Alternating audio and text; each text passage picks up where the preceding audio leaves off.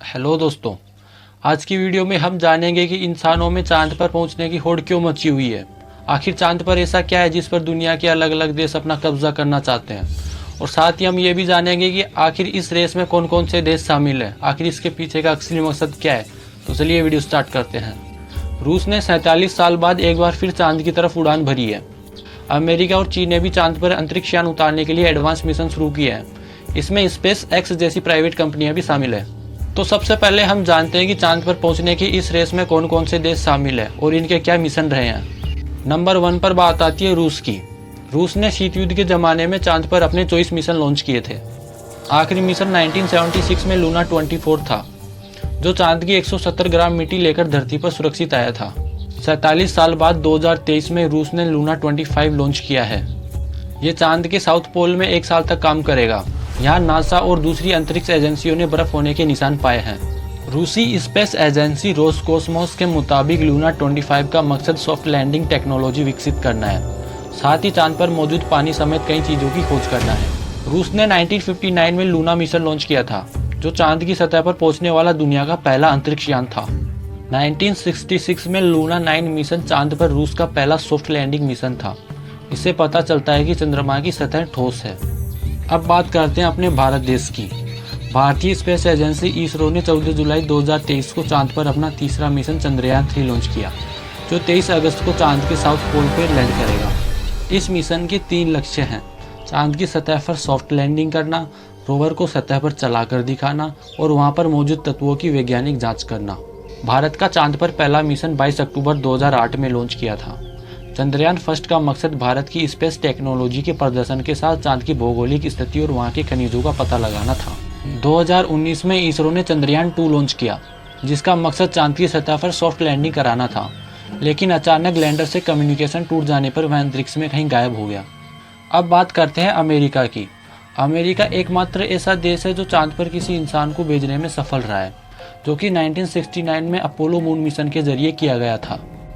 करीब 5 दशक बाद अमेरिका अपने मून मिशन आर्टेमिस के जरिए इंसानों को दोबारा चांद पर भेजने की तैयारी कर रहा है। ये मिशन 3 स्टेप में 2026 तक पूरा होने की उम्मीद है, जिस पर हम एक एक करके बात करते हैं। सबसे पहले बात आती है आर्टेमिस फर्स्ट की, जिसका रॉकेट हैवी लिफ्ट है और इसमें अब तक के सबसे पावरफुल इंजन लगे हैं। यह चंद्रमा के ऑर्बिट तक जाएगा और वहाँ पे कुछ छोटे सैटेलाइट छोड़ेगा और खुद वहीं सेट हो जाएगा। आर्टेमिस 2 में कुछ एस्ट्रोनॉट्स भी जाएंगे, लेकिन वो चांद की सतह पर कदम नहीं रख सकेंगे। वे सिर्फ चांद के ऑर्बिट में घूमकर ही वापस आ जाएंगे। अब बात लास्ट स्टेप आर्टेमिस 3 पर करते हैं। इसमें जाने वाले यात्री चांद की सतह पर उतरेंगे और पहली बार महिलाएं भी मून मिशन का हिस्सा बनेंगी। ये चांद के साउथ पोल में बर्फ और पानी पर रिसर्च करेंगे। अब बात करते हैं चीन की। रूस और अमेरिका के बाद चीन तीसरा ऐसा देश है जो कि चांद की सतह से पत्थर और मिट्टी के सैंपल लाने में सफल रहा है। पिछले 10 सालों में चांद पर भेजे गए चीन के 3 मिशन सफल रहे हैं। 2013 में चांगई 3, 2019 में चांगई 4 और 2020 में चांगई 5 मून मिशन है, जो कि सफल रहे हैं।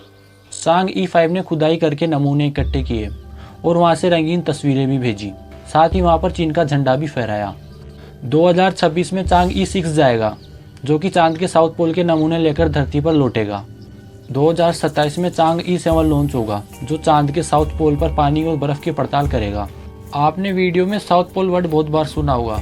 असल में साउथ पोल का मतलब होता है चांद का वो हिस्सा जहाँ पर ठोस सतह मौजूद है, जो कि मिट्टी और चट्टानों से बनी होती है। चीन 2030 तक चांद पर अंतरिक्ष यात्री भेजने की योजना पर काम कर रहा है। अगर ये इस योजना में सफल हो जाता है तो ऐसा करने वाला दुनिया का दूसरा देश बन जाएगा। अमेरिका, चीन, रूस और भारत चांद की रेस में ये 4 मुख्य देश हैं। इसके अलावा करीब आधा दर्जन देश या कंपनियां भी चांद पर पहुंचने के लिए अपने मिशन बना रही है। जैसे जापान 26 अगस्त 2023 को स्लिम मिशन लॉन्च करेगा। इसमें लैंडर और रोवर के साथ कई इंस्ट्रूमेंट होंगे। साथ ही यूरोपियन एजेंसी 2026 में लूनर कम्युनिकेशन सैटेलाइट भेजेगी, जो भविष्य में चांद पर जाने वाले मिशन को सपोर्ट करेगा। इसी के साथ स्पेस एक्स चांद पर रीसप्लाई के लिए 2028 तक मिशन लॉन्च करेगा। आखिर अब हम जानते हैं कि इंसानों में चांद पर पहुंचने की होड़ क्यों मची हुई है, इसके पीछे असली मकसद क्या है। सबसे पहले हम चांद पर पानी की खोज के बारे में बात करते हैं। इस बात की संभावना मजबूत है कि चांद के साउथ पोल में पानी हो सकता है। पानी को ऑक्सीजन और हाइड्रोजन में तोड़ा जा सकता है। इतना ही नहीं, हाइड्रोजन और ऑक्सीजन को मिलाकर पावरफुल रॉकेट फ्यूल बनाया जा सकता है। इसी के साथ चांद पर कीमती धातुओं की भी बहुत ज़्यादा संभावना है।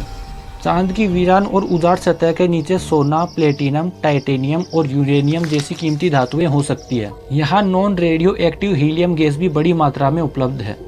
चांद पर पहुंचने का एक मेन रीज़न ये भी हो सकता है कि इसको एक रुकने का अड्डा भी बनाया जा सकता है, यानी मंगल ग्रह का कोई भी रास्ता चांद से होकर जाएगा।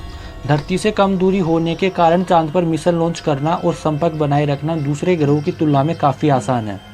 कहने का मतलब भविष्य में चंद्रमा का इस्तेमाल एक स्टेशन के रूप में किया जा सकता है, जिससे दूसरे ग्रहों की दूरी तय करना और भी आसान हो जाएगा। चांद पर जाने की होड़ के पीछे लास्ट इम्पोर्टेंट रीज़न भू राजनीतिक का भी हो सकता है, क्योंकि स्पेस टेक्नोलॉजी में अपनी धमक जमाने के लिए देशों के बीच प्रतिस्पर्धा है। मून या स्पेस की किसी भी रेस में चीन अमेरिका से पीछे नहीं रहना चाहता। भारत और रूस भी इसी रेस में है। आज के समय चांद पर पहुंचने के लिए सभी देशों में कितनी भी रेस क्यों ना हो, चांद पर कोई भी कब्जा नहीं कर सकता, क्योंकि आउटर स्पेस 1967 के मुताबिक अंतरिक्ष के किसी भी ग्रह या चांद पर किसी भी एक देश का अधिकार नहीं हो सकता। चांद पर बेशक किसी भी देश का झंडा लगाओ, लेकिन चांद का मालिक कोई भी नहीं बन सकता। आज की वीडियो में हमने जाना कि चांद पर पहुंचने के लिए दुनिया के अलग अलग देश कौन कौन से मिशन कर चुके हैं या कर रहे हैं, और साथ में ये भी जाना कि चांद पर पहुंचने के लिए इंसानों में इतनी रेस क्यों हो रही है। तो इसी के साथ आज की वीडियो यहीं समाप्त करते हैं। धन्यवाद।